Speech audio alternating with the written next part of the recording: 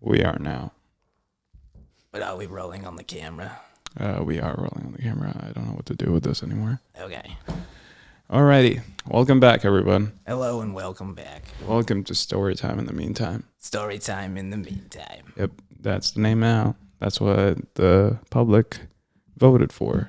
That's what we have now. That's what we're rolling. I think it grew on me, and a lot of people reached out saying how they liked the first episode and how they liked the name, actually. Yeah. So, awesome. Thank you everyone for tuning in last week.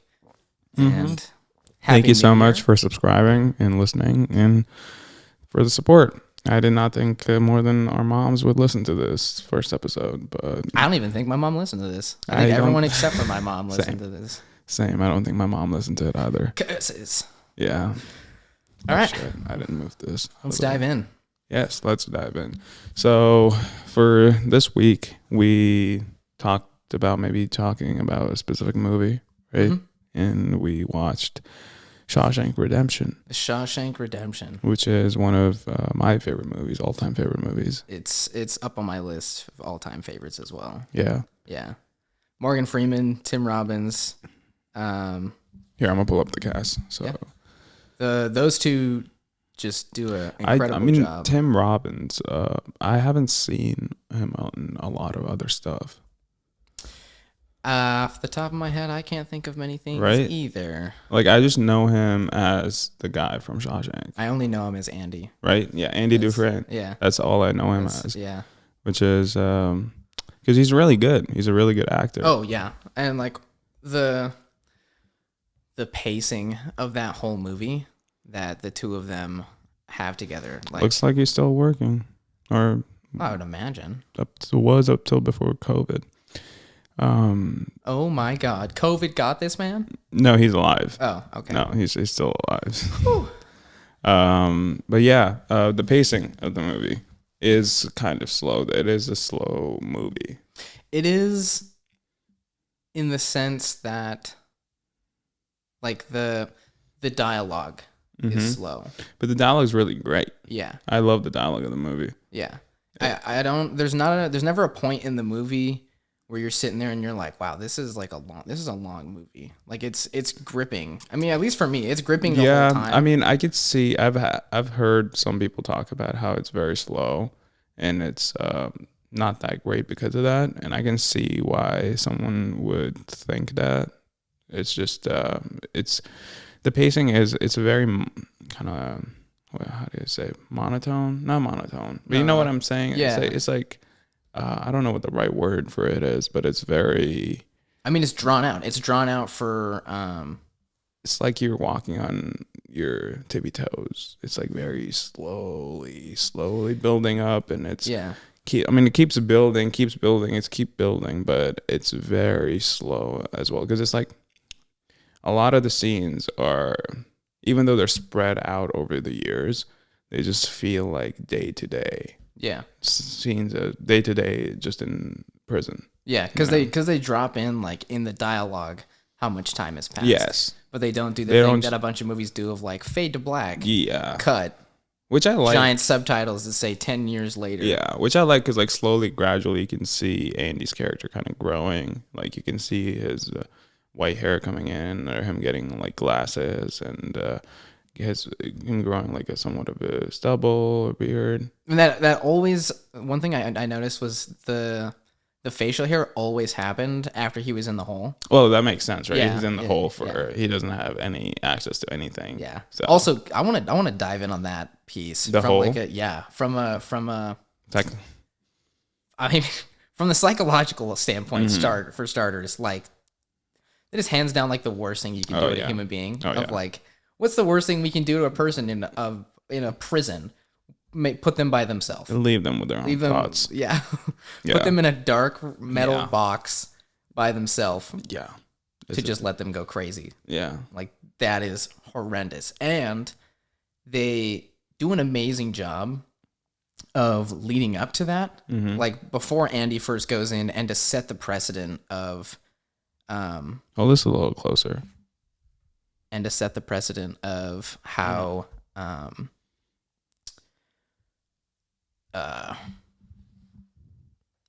like destructive to people's character, like to your personality, and like how horrifying going into the hole is. You mean the first time he goes in? Well, before he even goes in, like they, without having to, I don't know, it kind of creates this this level of tension and suspense of, there's the beatings you can take from the guards, there's the abuse from the other inmates, and then there's this ominous other thing referred to as the hole that people go, like, at first it's just like they don't really show you what it is. They just kind of allude to it as they are like, oh yeah, so and so went to the hole for a few weeks, or like then Boggs goes into the hole, and you're like okay, you're kind of like, I think I know what this is, like like it's like solitary confinement, and they have this other I mean that's the lingo in prison, apparently you call it the hole, right? But you're literally just in the hole, right? And they create this. Well, it's almost like they create a second villain, like they create hole. Like this other entity in the film that is this thing, and it's a degree of foreshadowing, I didn't even think of it like that. Of like, if you're, they kind of like open it up with like, enough people have gone to the hole or talk about it where it's like you end up doing some shit, that's where you go. Like, oh, that's what you mean by foreshadowing. Okay. Of like, I thought it was something more deeper than. No, it was just like him going through the tunnel is like he's been in the hole, so he's used to it. Oh, wait a second. I was like, when he said foreshadowing, I was like, wow, what foreshadowing to what? I don't know, but now that. No, that's the hole. That doesn't make sense. He crawls through. Yeah. I mean, you could string your way along on the crazy person board. But I don't think that's what the director and the writer wanted. Or is it? I'm pretty sure. But yeah, that's just my dumb brain. I thought it was an awesome thing to have, and it's just like, it's so awful. Like, I've seen the movie multiple times, but when I was rewatching it this past week, when they have him go in there for a month. Yeah. And then like they have this conversation. He has a conversation with the warden, and then he goes, give him another month. Oh yeah, that's like that's a very, physically was like, oh my God. That's a very interesting part in the movie too, because give him another month to think. That's what the warden says to the captain. But it's after the captain. It's after Andy refuses to. Well, it's after that whole scene. It's the warden comes in and tells Andy that the new kid, what's his name, Anthony?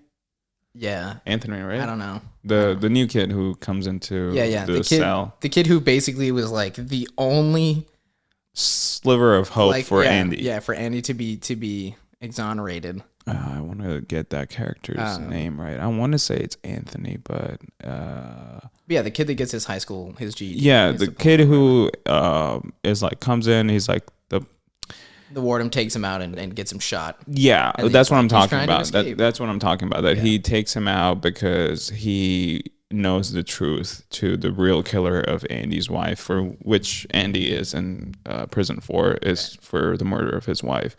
But he says he didn't do it, but then he just rolls with it because he got convicted.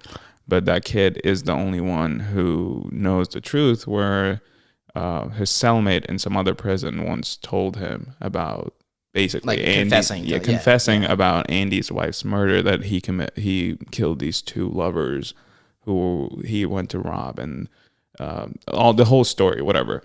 But the kid was the only one who knew the truth, and he tells that story to Andy and his crew, and they're like, "You got to tell the warden." And Andy's like, "You got to tell the warden, because that's his only green card." That's his. I'm pretty sure Andy's in the hole at that point, right? No, Andy's not in the hole yet. When he finds out, Andy, I forget why Andy gets into the hole in the first place. Oh no, yeah, that's right. Andy finds out, then Andy goes and talks to the warden, and that's why he gets put in the hole. Yeah. And then the warden talks to Yeah, the kid yeah, when he brings him out and gets him basically shot. But then that whole scene, not basically shot. well, yeah, well, He brings him out. he doesn't shoot him, but he gets him shot. Yeah. By the captain. The captain I think. shoots him. Seems like the captain because it's still in the shadows. Yeah. Oh, but the captain backs up. Oh, he's you got can see this. You can see his face. Yeah, it's definitely the captain. Okay. But that whole scene of the hole starts with the warden coming in and telling Andy the news of like, oh, it's so sad. He was such a good kid. Only a month in, but tried to make a run for it, and we had to shoot him. Basically, just saying that to Andy, and Andy's like, okay, well, everything stops. All the tax fraud I'm doing for you guys, because he's at this point in the movie, Andy's basically. He's been doing taxes for. He's been laundering money. Well, he's been laundering money, but he's been like doing taxes for not just the whole prison guards of his prison, but also the neighboring prisons who would come over for the softball games. Yeah. They would schedule it around the same time as tax season, so they could also get their taxes done by Andy. But yeah, he's also then laundering money for the warden, right? And he goes that everything stops. The taxes, the laundering, everything stops, and the warden goes in on him, being like, "Nothing stops," or your library's gone. We're gonna throw it out in the yard and like have a dance around it like Native Americans and all this stuff. He goes in and he goes, "Nothing stops," and then he goes, "Give him another month." Yeah, give him another month to think about it. Cold, from the acting perspective. I have his name written down. Hold on. It's Bob Gunton. Bob Gunton. Yeah. Right? Gunton or yeah. Gunton. Yeah. Bob Gunton. Yeah, he's really good at being evil. Yeah, but the funny thing is he does it without, he does it with a level of, I almost want to say finesse, but that's not. Well, no, but he does it with a certain level of stoicism, where he's not coming across. He doesn't come across as maniacal until the very end. Until that flip, right? In where he, I think that is basically the flip. until he goes like, oh no, nothing stops. Yeah. And it's and he starts that whole thing so. That's where I would say it was monotone. Yeah, that's where he's so monotone yeah. and calm, explaining everything to him. It's just the kid tried to escape. It's that's terrible. Yeah, and he does such a good job of building that tension. That's where all the drama from this whole movie comes from. And even with things being slow, right, and the pacing of the movie being slow, that's where the tension and the drama comes from. From the acting perspective, if you look at how Morgan Freeman, Tim Robbins, Bob Gunton, how they're all talking, they follow a thing that John Wayne is famously quoted for and told this to Michael Caine, and that's where I read it from. But talk low, talk slow, and don't talk so much. And that's. By talk low, they don't mean in a deep voice. Yeah, they just mean talk quietly. Yeah, and so it gets you as a viewer, it gets you to lean in. It feels like it's a secret. And the whole movie, when Tim Robbins and Morgan Freeman are talking for the majority of the time, and even Tim Robbins and Bob Gunton, a lot of it feels like they're sharing. I think that's secrets. just Andy's character. The way Andy's character speaks is in that monotone voice or low voice where. He's very much just like this. Yeah. Just, it's okay, Red. Yeah. Just very, very calm, very soft spoken. He's not really a criminal. He's with criminals. So I think his character doesn't really know how to fit in either. He was an accountant outside in the real world. So very soft spoken. I mean, there's a point after that scene, after he gets out of the hole, is talking to Red about him basically. He's like, I murdered my wife. I drove her to the point of her murder. I basically murdered my wife. And Red goes, I might make you a bad husband, but that doesn't make you a murderer. Even then, it's his voice is just the same. Yeah, it's the monotone just very low, and he's just very much talking like this. and it it makes it feel so much more intimate. Mm-hmm. And I agree. Yeah. and that's why I love the movie so much, and that's why it feels so. I just love the story so much. Oh yeah, It's just it's slow, but it's like you don't, because from the start you kind of are like, yeah, I don't think he committed the murder, because at the starting of the movie you I mean, they can't set it up. you can't really They set it tell up though, enough. right? I don't know, like when you from the very beginning, it seems like they've got fairly decent, damnable evidence. I mean, this was in 1994, so it's like the movie came out in 1994. Yeah. So like if you go from then to now, there's been so many movies like Oh yeah. following the same trope where you can look at those things and probably go, oh, this is our main character, we're probably like, he probably didn't actually do it. Yeah. But then like if you sit down and you think about it and you just watch it objectively, you're like, I don't know, I mean, he loaded a revolver, they've got his fingerprints, bullets, Yeah, but shattered alcohol glass right outside the place. They were both shot Yeah. with the same bullets from that gun. You're like, I don't know. I mean, that's pretty good evidence. Yeah. Yeah, but there's still that little bit of No, there is that seed of doubt. yeah. And then you see his character develop through the first half of the movie and you're like, it doesn't seem like the guy who would kill his wife.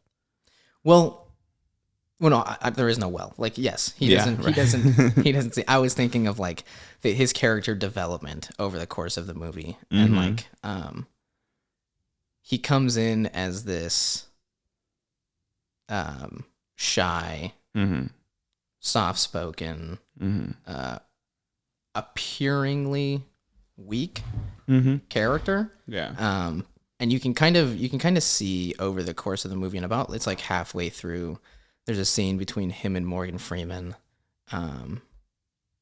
where I mean, there's multiple scenes throughout there where you can kind of see their character dynamics, and like initially the where the power lies in those dynamics. Like initially when like with Red being kind of like when Red's in the yard and Andy's approaching him. Yeah. The first time. Yeah. To like get the soldiers. The hammer. Basically the hammer and the didn't he ask for he asked for the hammer. Yeah, the rock right. hammer. The rock hammer.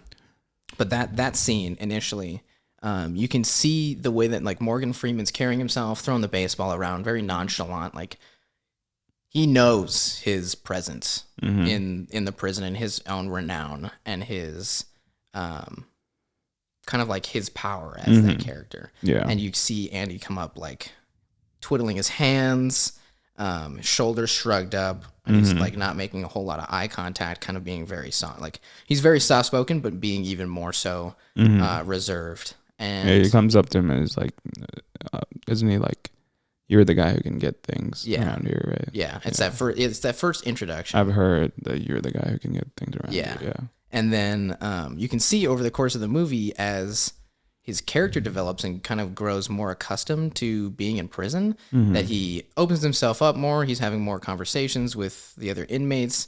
But from the physical standpoint of like what Tim Robbins does, is you can see his character's posture and whatnot throughout the movie change. And you can see the way he talks to people shift slightly. Yeah. And there's just like his own confidence basically of when he's having conversations, and it could be the writing. Yeah. And props also to them and to Tim Robbins of just like the way that he talks to and addresses people, and like his ultimate, like he's still polite, but like the way he addresses the warden, like later on in the movie before he gets put in the hole, his level of confidence of speaking to being a inmate speaking to a warden at all, like he's being very polite because he still understands that dynamic. Yeah. But he's so comfortable and confident of like the amount of work he's done for the warden and all the technically dirt he has on him, that like the way that he addresses and the things he does, like when he gets the library and gets all the records and locks all the doors. Oh yeah, that's a great scene. I mean, isn't that the first time he gets in the hole? Yeah, that's the first time he goes in. Right? So. That's the first time? I think so. He went in for what, 2 weeks? Or was yeah, that Boggs? 2 weeks. 2 weeks. Boggs went in for a week. Yeah, but he went in for 2 weeks, and he comes out and he's like, the easiest time I've ever done. Yes. And it has this whole thing about they can never take away your mind from you. And he was like, I was listening to Beethoven the whole time, and he's like, they let you keep the records with you. He's like, no, in here, in here. Yeah, that's a really nice scene. The whole movie, every scene, it's just beautiful to me. I don't know why I'm drawn so much to this movie, but maybe it is like the fact that Andy's character is so monotone and soft-spoken, and it's very calm and collect, even though it's such a high-pressure situation that he's in, and he figures out how to kind of navigate his way through this world that's very foreign to him, and he's able to make good friends who are actually convicted people, crooks. Yeah. And let's talk about his friends, because I really enjoy Morgan Freeman's character, Red. God, I love Morgan Freeman. I mean, of course, it's Morgan Freeman. It's Morgan Freeman. I mean, he's also we're watching the movie as a viewer from his perspective. Yes, he's narrating the movie. Of course, he's narrating the movie, but he's the narrator of the movie. So we're watching the movie from his perspective about his friend who was this guy named Andy Dufresne. So that's very interesting to me, and also Brooks. Brooks' character is another one that, for some reason, is very sad. Super sad. I think that's why it speaks to me more, even because it's like such a sad story arc of his character. Because which is wild to think about, like the premise of the movie itself, for us to be sitting here and being like, Brooks. I feel so sad. It's like you feel so strongly, and you feel bad for all these people, and you're like, you totally forget the fact that these are convicted felons. Yeah. Like that. I mean, that alone is one of my favorite things about this movie. Is that, I mean, not that it's that it's like it gets you to love felons, but it's like it humanizes. It humanizes people, and that whole situation, which is. Oh, that is like, it's heartbreaking. It's one of the saddest. Yeah, it's one of the saddest, most powerful scenes probably in cinematic history. Is, to me at least, is Brooks getting out of jail and then committing suicide. Basically, yeah, within like a couple days. That letter, that whole montage, essentially, of him getting out. As soon as he gets out, first of all, I kind of want to talk about the difference between. Brooks getting out of jail and versus finally Morgan Freeman's character Red getting out of jail, because there's just the way that those two scenes are shot, there's a lot of symbolism and a lot of things we can kind of dive into there, because when Brooks gets out, the scene is set up where he's walking out of the gates, the guards are behind, you can see the kind of like the gate right behind him. He walks through the door, and then the door shuts behind him, and the camera kind of zooms in, rolls in on him, and the bars are right behind him. But when Morgan Freeman's character gets out, he walks through the door. The camera kind of walks through the door with him, and it's behind him, and you can see the world in front of him. So, which is interesting symbolism, where like Morgan Freeman's character seemed to be like shown as that he's walking out into the free world, but Brooks is shown that he's still locked up, right? Which is an interesting kind of differences between both characters leaving jail, who've been institutionalized for so long, right? And have been there for, Brooks. I don't think for 50 years. Yeah, Brooks' character was supposed to be there for 50 years. And Reds was there for 40. I think something like that, 35 or 40, 45, somewhere around. Yeah, so somewhat around the same time. But yeah, that it's a sad montage of him writing that letter as soon as he gets out. The cars, he's been locked in for 50 years. It's 1990s. Yeah. And he's like, the cars move way faster. Or is it supposed to be 1990s? I don't know. It just came out in 94. It came out in 94. I don't think it's supposed to be. I think it's supposed to be a little earlier. Because all the cars, they seem not 90s They were cars. definitely not, yeah. Yeah.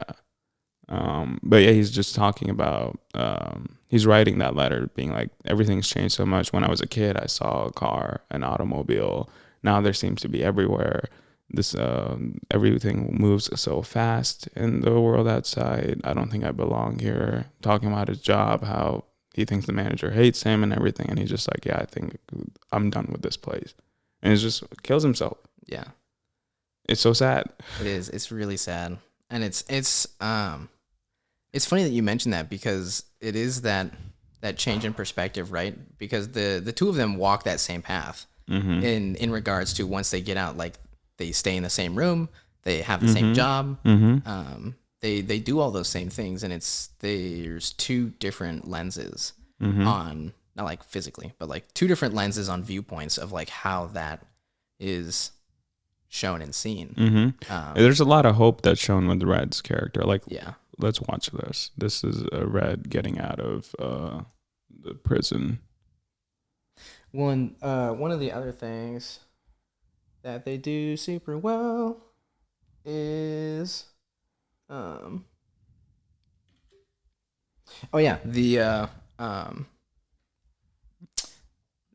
in drama, or like in storytelling in general, there's a technique that's used fairly often, I think, all across the board, that was made by Alexander Chekhov, and it's referred to as like Chekhov's gun. I think the original quote is like, if you put a loaded gun on stage, you better use it. Okay. And I mean, in a literal sense, that was like, if you are putting a loaded gun on stage for your play performance, at some point in time, it better go off. Otherwise, you've put something on stage that the audience never needed to see, right? And you're letting the audience down. That translates into less of a physical sense of like an actual gun, but useful in plot devices throughout stories. And in this specifically, I mean, especially since we're talking about Brooks and about, I mean, just the movie in general, but like Brooks going to that room, and that whole letter, and him carving his name. Yeah. Specifically him carving his name into the wood right before he kills himself. Brooks was here. That right there, Chekhov gun moment of like, there's no reason realistically to show that carved into there, unless at some point in time one of the other characters is going to end up back in that spot to see that. Oh, I see. Yeah. Right? Yeah. Like he wrote the letter, and we're seeing Brooks's life being shown to us. All of that stuff, everything in there is described in his letter about the cars, the room he's staying in, the job he gets. The only thing that isn't described in that letter is why he writes Brooks is here. Yeah. On that. Yeah. On the support beam or whatever. So that, like, there's other instances of that, and I'll come back to some others that are pretty interesting. But like, for that, like, when you watch that the first time through and you see that and you notice that, and if you're aware of that present in movies and stories, you know somebody else is gonna come back and see this. Oh yeah, that's interesting. Yeah, I didn't catch on that at all. there's some they do some good stuff, and it's just like it's techniques where if you're actively thinking about it, you catch it and you're like, oh, something else is gonna come back up here. But it's those subtle. I think it's the subtleties. To me, it was just that that it was a halfway house. So it made sense that it's like for people who just get out of jail. So to me, it was just like him writing it up there just for whoever the next inmate who comes into the halfway house is like, oh, Brooks was here. But also kind of leaving his mark in the outer world, kind of, because he, like, jail, prison was his world, and then he was put out there in this world, and I think it was just a way for him to kind of leave his mark. But yeah, that's very interesting. I didn't know about that concept.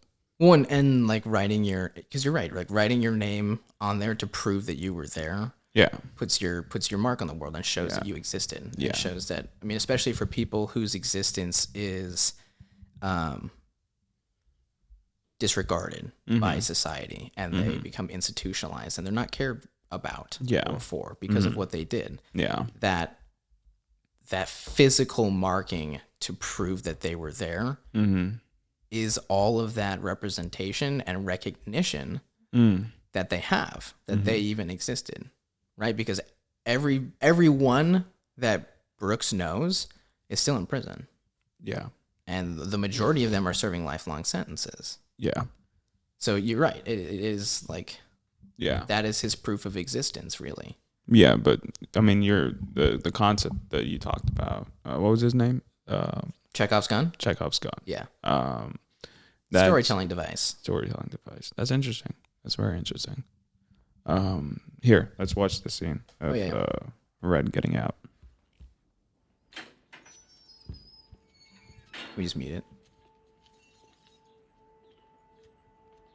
So yeah, you're right. So with Brooks getting out, did he have all of the guards standing?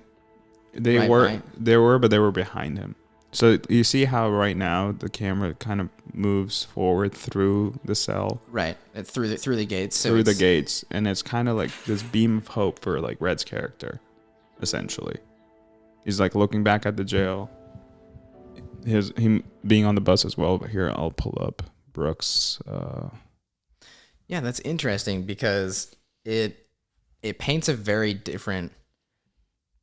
The subtext behind that paints a very different picture when you feel that kind of wash of relief and freedom when you watch Red leave, and you're like, you're leaving with him.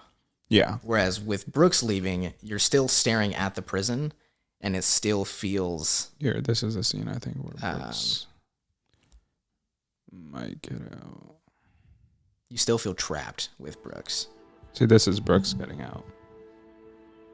It's the same thing. Still the guards standing behind him, same as before. Yeah, but they're standing behind him, and you can see this frame right here. Right. It keeps the focus. This frame right here shows you that Brooks still locked up. Right. There's that cage behind him. It still makes him seem like he's locked up in a box. Yeah, so you've got them locking the doors behind him, the barbed wire, everything inside. They walk away, right? The camera keeps panning, zooming in, putting him in more of a box. One, and the thing it paints here too is with Morgan Freeman leaving, with Red's character, there was that other guard standing there facing him, giving him like a faint smile when he walked out. Yeah. That made him feel like right here. Even though Red's still alone, he's not. That feeling of isolation isn't there. Whereas that feeling, they're all nodding to him. Yeah, they're all nodding. They're all that recognition. And he walks through, and the camera follows through. Yep. Through the cells, not the barbed wires, but the gate. And you see him look over the prison and then turn. He's taking in the outer world. Yeah, it's funny because he's still looking back at the prison, but we see. We see him out in open. We see the outer world, whereas the other way around, we see Brooks looking at. Brooks doesn't turn around, I don't think. No, Brooks doesn't turn out. Brooks looks around at everything else. Brooks is we just. still see the prison. He's just petrified. He's just looking outside, petrified, and he's looking out at the outside world, and we see all of the officers and everything turn around, cold shoulder, and just walk back. Yeah, and you get that feeling of complete isolation. Yeah, for Brooks. But then it's just tough. Like the. Oh yeah, so he notices Brooks was here. Yeah. But I mean, you get the same. It's two parallel paths and stories with different perspectives and they have a drastically different effect and outcome on how you feel. And even with Red's character, like the manager that he has versus the manager that Bruce has is a lot more forgiving of a character than. There's a complete parallel of Brooks's his freedom and the environment he's in compared to Red. Yeah, he was in for 40 years, I guess. Yeah.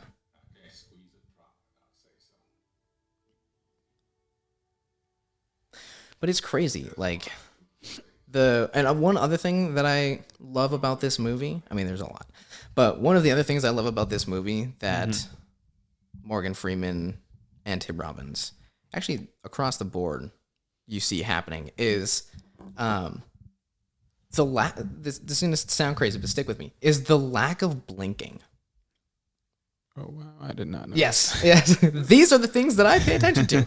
The lack of blinking. Yes, the lack of blinking. And for viewers at home, when you go back and the next time you watch this movie, it will now be stuck in your mind because you'll notice they will go entire scenes, and when you have the camera on Red and on Andy, they'll have full conversations where I don't think either of them will blink.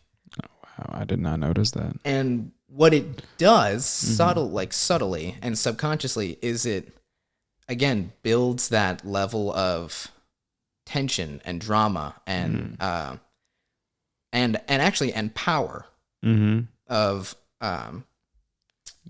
that's one of the other things when you notice like the power dynamics when you are talking with the different characters. Notice how often or how infrequently someone is blinking.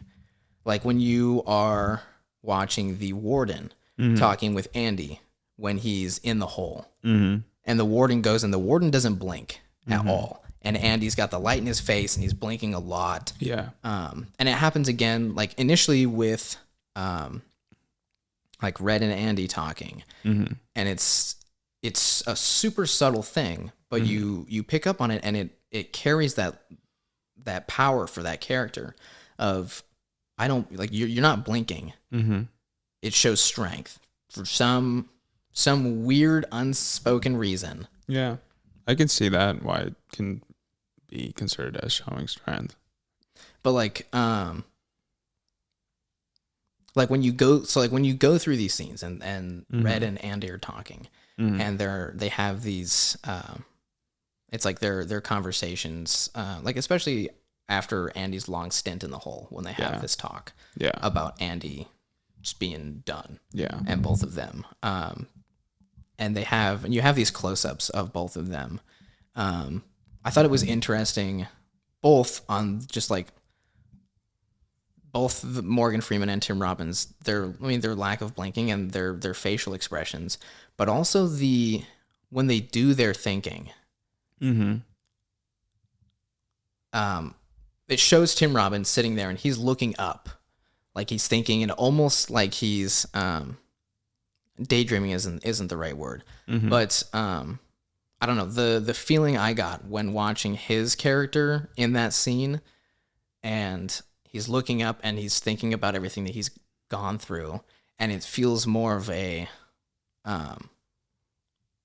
reminiscence, not in like a good way, but like I guess reminiscing has a connotation by itself, but like he's thinking back on like what he's done and everything, and you kind of get this feeling by the way that he's talking and like his facial expressions that you're like, oh, he's one way or another, he's done with this. Like he's not going to be here anymore, and he's doing something to get out one way or another.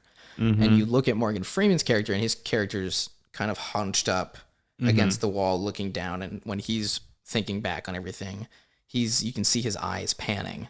Is this a particular scene you're talking about? Yeah, this is like the scene they have outside in the yard against the brick wall. Is this right after he gets out of the hole? Yeah. So wait, this is the scene where they talk about, Andy talks about the Mexican place. Yes. The spot in Mexico he wants to go to. It's that first mentioning. What's it called? Zoo something. It was. I don't even. It was something with. It was.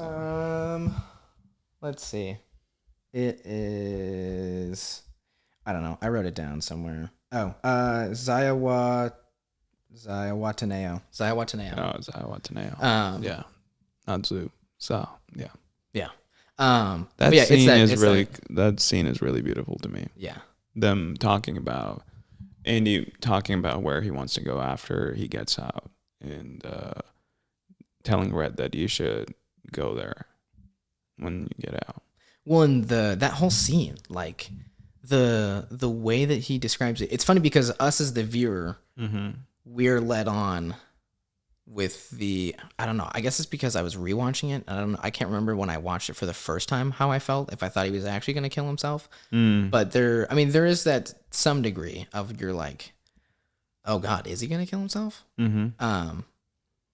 But I think there's enough breadcrumbs, and especially knowing that he's innocent, that, I don't know. Me as an optimist, I was like, "There's no way he kills himself." Yeah. But I've also seen the movie before, so I know. But Yeah. Like when you watch that scene, it ends up painting this picture. I mean, it sets itself up as like, oh my God, he might go kill himself, and we're seeing this from Red's perspective, right? Yeah. The whole movie is from his perspective, so that's kind of like that picture that gets painted. Yeah. And then as they kind of progress on and they go next to the lunch scene, and Red's like, "Hey, I'm worried about Andy," and what's his name? Haywood. Yeah, Hayward. Goes and he's like, "Oh, he asked for 6 feet of rope." Oh yeah. And they're like, "What?" Yeah. And you gave it to Yeah. him? But like even like, it's funny because like in that sense, again, it's this parallelism of like, it paints a very different picture depending on how you're looking at it. Yeah. Of like every from one lens, he's saying. Yeah, the first time you see it, you definitely are thinking like, oh, he's gonna kill himself, because like he's lost all hope. The last hope he had, they took the guy out. Yeah. So like, there's no way. The only witness in person that we're not witness, but like the only person that was willing to testify is gone. Truth. So like his whole hope for getting out and being proven innocent is gone. Yeah. And yeah, it just seems like he's done. So he's just gonna off himself now. Yeah. He has nothing left to. And the way that he expresses that to Morgan Freeman, like in that scene, again, depending on how you look at it, is like, it's either like a last ditch effort of like, hey, I'm not getting out of here. But if you get out ever, you go here, and you look for this thing, and there's something there for you. No, he says that whole thing, you look for something there, is afterwards, right? It's not in the same scene. I think it's in that same scene. It's in the same scene where he says that if you ever get out. Wait, is that the same scene? I think so. There's like 40 minutes left in the movie where they finally talk about this. It's like things pick up pretty quickly after that. I thought that scene, because that's the last time him and Red talk. Is it? Yeah. Seriously? I think so. Because it goes after that. Then it shows them in the lunch hall, and then it jumps to Andy in the warden's office, and then it shows. Oh wow! And that whole scene, right. Yeah, and it shows Andy in the warden's office, and then it's then there's that whole piece where another thing, Chekhov's gun.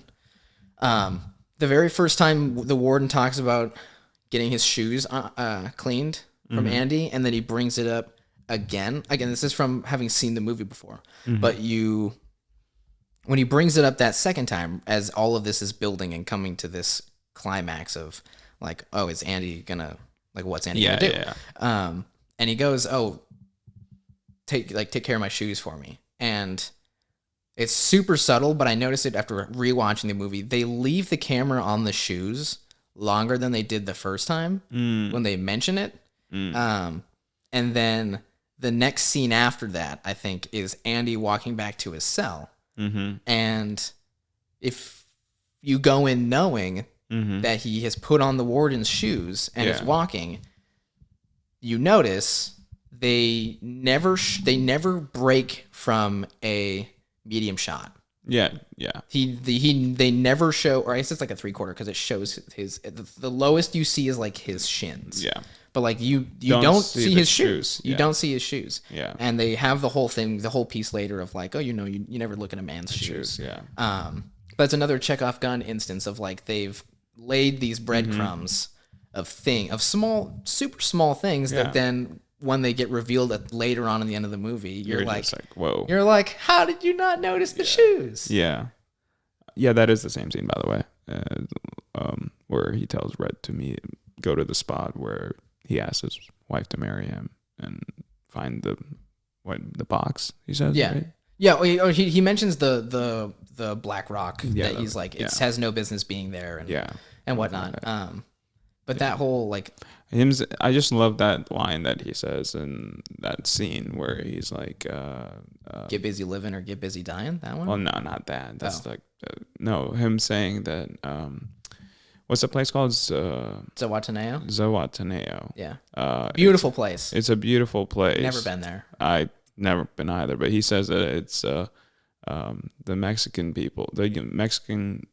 I think he says what? No, he says the young Mexicans say that it. Oh no, he says it's by the Pacific. Yeah, and he says the young Mexicans say that there's the Pacific has no memory. Oh yes, I really love that line for some reason. I don't know why, but it's just very poetic. It's very poetic. It's very beautiful. And just the idea of him being locked up for the murder of his wife he never committed, and him dreaming of one day getting out there and staying and spending his time at the beachfront in that place where the Pacific has no memory. It's just, I don't know, there's something really poetic about it. Because I don't know, to me, it's like maybe he wants to have no memory of this whole thing that's happened. Yeah, I mean, you know? Shit, I wouldn't. Like, you get wrongly convicted for 20 years of a crime you didn't commit? Yeah. Like, fuck. No, I just know. There's just something very, very nice and very poetic about that. Yeah. That gets, I really like that scene and the dialogue in particular. I find it crazy how they draw and tie together, like, as a viewer, how much you care about. I mean, I guess this is me, but like how much they make you invested and you care about these characters, and like we feel for Andy, and you're like, he's innocent. All of these terrible things have happened to him. Like, I feel so glad that he got out, but at the same time, you have again that's the theme here that we're rolling with, is these parallels. Yeah. You have Morgan Freeman, who of everyone in the prison is the only person they, because they have that whole saying of like everyone here is innocent. Yeah. It's like the only innocent person for real is Andy. Yeah. And the only person that actively admits what they did is Morgan Freeman. Yes. He's the only one that says, I'm the only guilty man in Shawshank. Yeah. And it's like you have these parallels of they make you feel so strongly for both of these characters. One of them who is completely innocent and who has been wronged every turn throughout this movie. And the other one who completely deserves to be there. Let's not forget this fact. He completely deserves to be there. Yeah. He is a murderer. But they make you feel so strongly for Morgan Freeman. And for Red and for Red that you're just like you're rooting for him. Yeah, you are. You're really rooting for him. Like I mean, it could just be because it's Morgan Freeman, but like you are rooting for him from maybe not the get-go, but like really soon after. Really soon after. When you start hearing his story and everything, and they do such an amazing job of showing this. Yeah, I think it's just the whole story takes place in the prison. So these characters, it's just, you forget about, like, a little way through the movie, you forget that you're watching a prison movie. You're just so focused. Like, yeah, and that is, like, to good writing and well scripted out movie where the characters are so strong that you forget about what they did or why they are the place they are. Or you forget about the place maybe even itself. And it brings humanity back to a place that quite frequently gets dehumanized. Yeah. Very quickly. That's very true. It's a great, let's talk about the end. Like, with what? With Morgan, with them going down, and or like not Morgan Freeman. With the warden getting his fucking comeuppance. Yes. Yeah. And just like the whole thing that Andy had been planning this that whole felt movie good. that you don't realize that he's been doing. Yeah. And the fact that he crawled through 500 yards of human shit. Well, yes. Yeah. But to get to that, he Yeah. first crawled out of the whole tunnel. Mm-hmm. But then, another Chekhov's gun instance. That poster on his wall from the very first, that very first time where he's carving his name into the wall, and you can kind of see that like the wall itself looks replastered over. Yeah. But then, I mean, it could just be like the aesthetics of the prop because they know that there's going to be a hole there, so there's that. But anyways, you see the whole thing of like Andy starting to carve his name into it, and then that same space gets covered up with that first poster. Yeah, and that's just it's another Chekhov's gun instance of them being like, why would you write your name on a thing and then cover it up? Yeah, and it's like, well, because there's he wasn't really writing his name. Yeah, that's because there's something else there. Yeah, well, that's wild that him just crawling through and timing the break of the pipe with the thunder. Yeah, I mean that's so lucky. Yeah, right. Yeah. That's lucky writing. Yeah. But yeah, overall, I think it's one of my all-time favorite movies, and I can watch it anytime. It just for some reason it's very peaceful, even though it's about it's such a peaceful it's such a peaceful prison movie. I think it's just the way it's set, like the tone of the movie. Yeah, it's slow, but it makes it peaceful. Just like the characters talking, like we talked about, it's very monotone, very low. And they're strong characters. It's intimate conversations, and it's good dialogue. Great dialogue. The dialogue is amazing. The word choices are just phenomenal. So overall, it's one of my favorite movies, and I'm glad we got to talk about it. I got to talk about it with you. Yeah, no, this was awesome. Yeah, it's I don't know. A lot of people don't really like it, but then it's also a cult classic in a way as well. So really, in a way, right? I don't know. I don't know what classifies as cult classics. I mean, okay, maybe like is Harry Potter like a cult classic? Are those? Is that what qualifies as cult classics? I don't think so. No, those are considered, I'm pretty sure, blockbuster movies. Okay, so then what are cult? Okay, if Shawshank Redemption isn't a blockbuster movie, hold on. There's no way. Okay, a cult film is a film or a movie that's commonly referred to as a film that has acquired a cult following. Cult films are known for their dedicated, passionate fan base, which forms an elaborate. Okay, so maybe Harry Potter is. It sounds like an elaborate fan base that's diehard fans. It sounds like Harry Potter to me. I guess so. Harry Potter, Lord of the Rings. I would not say that Shawshank Redemption's a cult classic. I don't think anybody out there is like, we need more prisons to be like Shawshank Redemption. I just had a wrong definition of cult classic movies then, because I didn't know what it means, so I'm glad. Yeah, I'm glad we covered that. I'm glad I made a fool out of myself. I have so many other notes here about the movie too, but we don't need to cover those. If there is something you want to cover, we can cover. There's a little bit more time. I did want to get. Are we almost at an hour? We are. Wow. I did want to get to a couple. Yeah, let's go to. Yeah. We've been talking about the Shawshank Redemption for an hour now. Okay. Great movie, but we're not going to cover it for more than an hour. Okay. I guess let's talk about. I wanted to go through some of these comments from our first episode that we got. Okay. Before we do that, I do want to mention one thing. I want to say thank you to you for suggesting this. To watch the Shawshank Redemption because I want everyone to know this. I was 2 minutes into the movie Cats. And if you're watching this and going like, Cats, isn't that the one that got all the terrible reviews with Taylor Swift where they dressed everybody up in lifelike cat suits? Yes, it is that one. It's that one. The musical one that they filmed.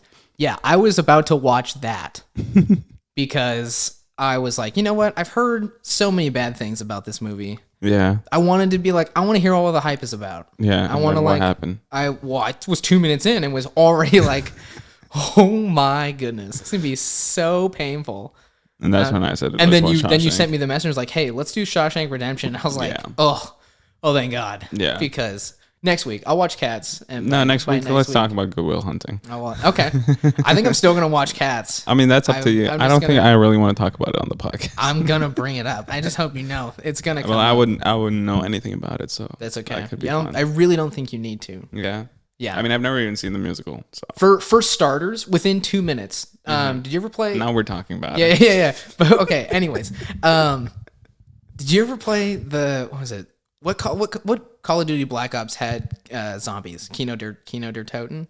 I don't remember. Did you play Call of Duty Zombies? I didn't play that much Call of Duty. Okay. I played a little bit of Warzone, but that's about it. Okay. Well, anyways. And then Black Ops 2?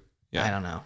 Yeah. I think it's Black Ops 1. Okay. Anyways, in Call of Duty Zombies, one of the very first maps, there are these zombies that crawl on all fours. I don't know where you're going with this, but keep going. Stick with me here.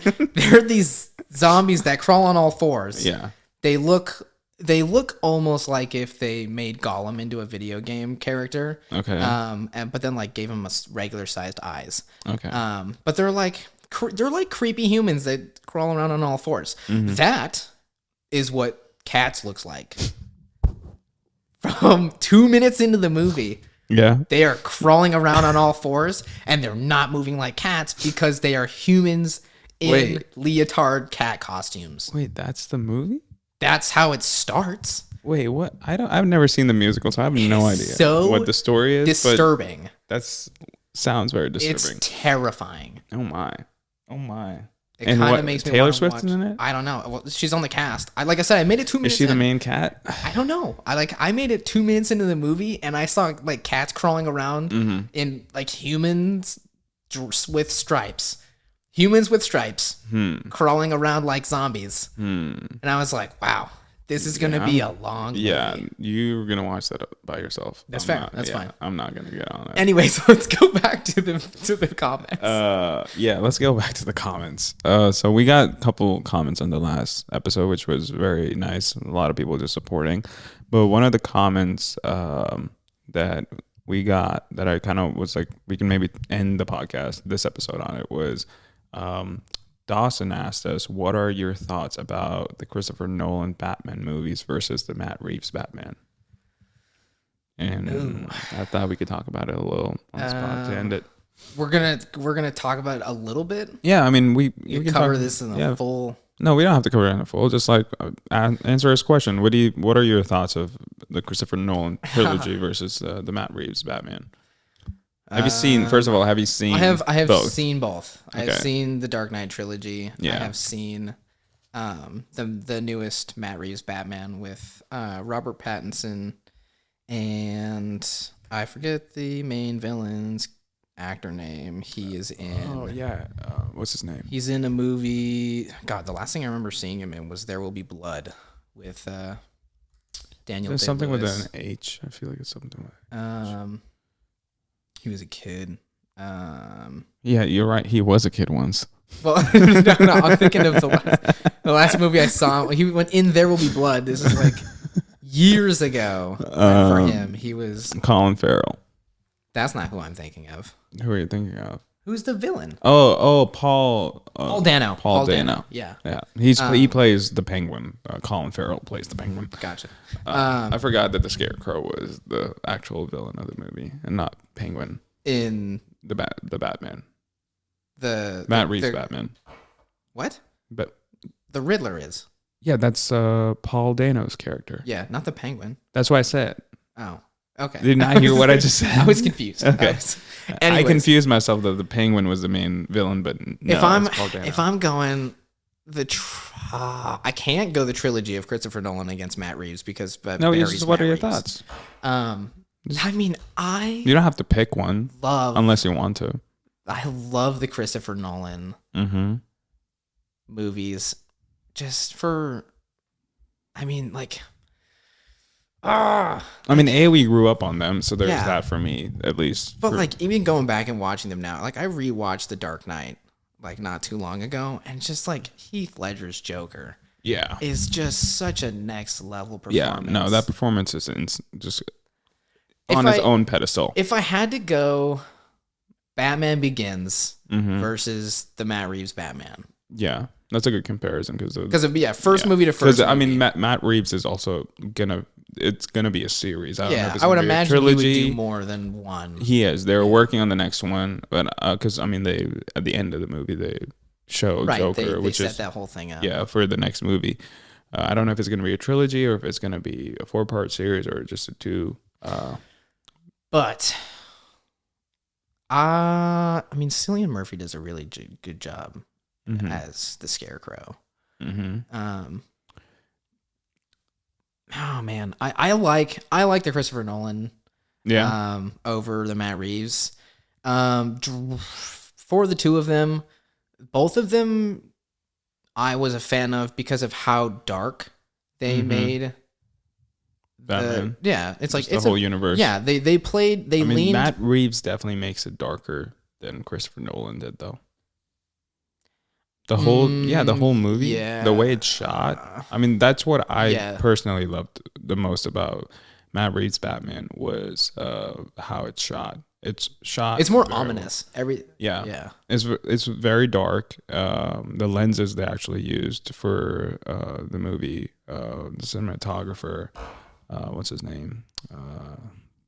From a physical perspective, like everything it's is very dark. well shot. It's very well shot, and the color of the movie, it's very ominous and very dark tone. Yeah, and I love that aspect of it, and the story itself.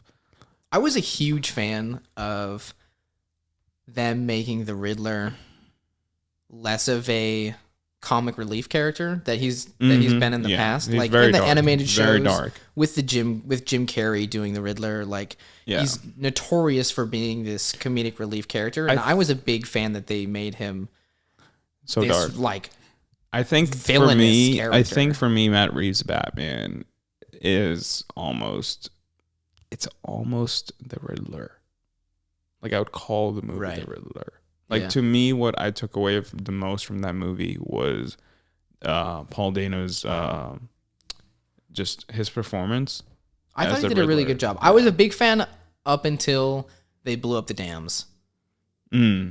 That last that's what I'm saying. That last part of the movie, I didn't really enjoy the story that well. I thought it was very sparse. But all of the abductions.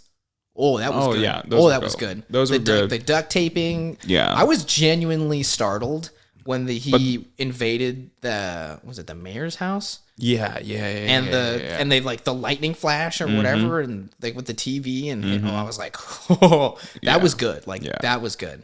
Yeah. And the abduction of the dude in the car. The mayor, I think, was it governor or mayor? I don't know. Whoever this dude that was doing shady shit and he got abducted in his car and then had the bomb strapped to him and everything. That I thought was really good. Yeah. I was like, they did all of that, and then they were like, really, was great. The whole blowing up the dams. It seemed like it was a movie about the Riddler, not the Batman. Yeah. But maybe it's also them setting up the universe. So I'll give them that. But overall, I think they both have kind of their own space. Like the Dark Knight trilogy is definitely a lot lighter, at least to me, in terms. Yeah, dude. I mean, just the colors grade of the movie, right. Like how the tone of the movie is set by just the visual aspect. Right. Like the amount of lighting and yeah, whatnot. It's a very like Matt Reeves. It's a very more dungy, dark, and very grotesque. Angsty. It is angsty. It's almost emo. Angsty. I mean, the Batman is emo. They brought Twilight to Batman. They did. I mean, I think Robert Pattinson does a good job. He does a great job, but yeah, his character is much younger compared to the Dark Knight Batman, played by. Still better than Batman vs Superman and all of that. Oh, I never watched those, the DC movies. Yeah. Oh my God, it's garbage. I never saw the Ben Affleck, his Batman, right? Yeah, you should. Yeah, I didn't. I heard that they were bad, so I never really watched it. And I wasn't that interested in it. Yeah. Matt Reeves versus Christopher Nolan. Christopher Nolan still wins. Yeah, Christopher Nolan always wins. I'm sorry. Too. Like it's gonna be really hard for them to try and touch I just that. really fell in love with the cinematography of this movie, though. As a filmmaker, like who wants to be a director / cinematographer, I just really loved the way this movie was shot. Every scene was beautiful. Right. And the color is amazing. So props to that. But other than that, yeah, Nolan definitely, in terms of story, Nolan definitely wins. Yeah. And he also shoots beautiful movies. It's not like that was a complete crap yeah. movie. Yeah. It's just very, for the time it was shot in, it's very, you can like place it in time when it was shot in by just looking at it, and you can tell it's very much like the mid 2000 movies. So yeah, I'd say Nolan wins. I would, if there was a competition. There's no competition. Dawson just asked for our thoughts. I like both. I think Robert Pattinson does a good job. It's funny, for both of those, they're called Batman movies, and the reason I like the movies has nothing to do with Batman. Like the reason I love all the Christopher Nolan movies is because of everyone other than villains. Batman. Yeah. Bane. Tom Hardy playing Bane. Phenomenal. Joker. Heath Ledger as Joker. Heath Ledger as Joker is my favorite villain ever. And I know that's tough because there's Darth Vader out there, and that's really tough to beat. I think this is a good time to tell you and everybody that I've never seen Star Wars. What? Yeah. I've seen the new... No. Yeah. No. Yeah, You've seen 7, 8, and 9? Whatever the most recent ones came out, I saw one of them in the theater. I don't know if I saw both. God, that's so bad. Whichever one where Luke Skywalker at the end is sitting no, and he basically kills himself. No. So I know he dies. So you've seen the bad Star Wars movies? I guess so. They're so bad. Yeah, but I think this was also. I think while I'm on this topic, I'll also get out that this will really hurt you because I know you love these movies. No, do not tell me. Don't. I've never seen The Lord of the Rings either.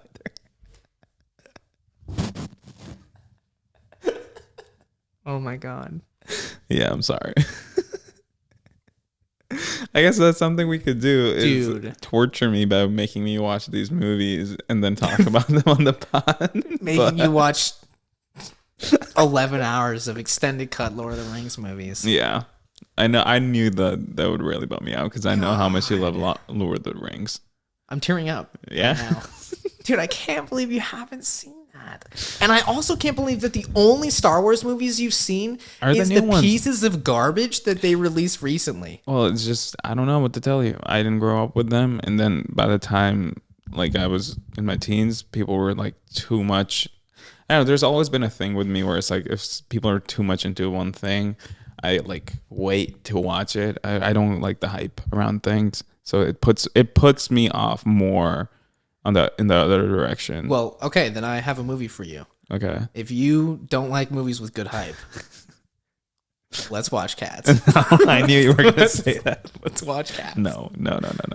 I'm also very much, if a movie's bad, I'm not going to watch it. We don't know it's bad. I haven't seen it yet. It sounds like it's pretty bad. Well, 2 minutes in. Yeah. It shows promise. But, yeah, so there's that. I haven't seen The Lord of the Rings or Star Wars. So if you guys want to take out your anger at me, do it down in the comments. But while you're at it, also hit subscribe, like, and also share this podcast with people. That'd be great. But yeah, other than that, I think that's this week's episode. What are we actually going for next week? Do we have anything in mind to watch? You had mentioned Good Will Hunting. I had mentioned Cats. We can put them on even playing fields here. We can. We can. They're both movies.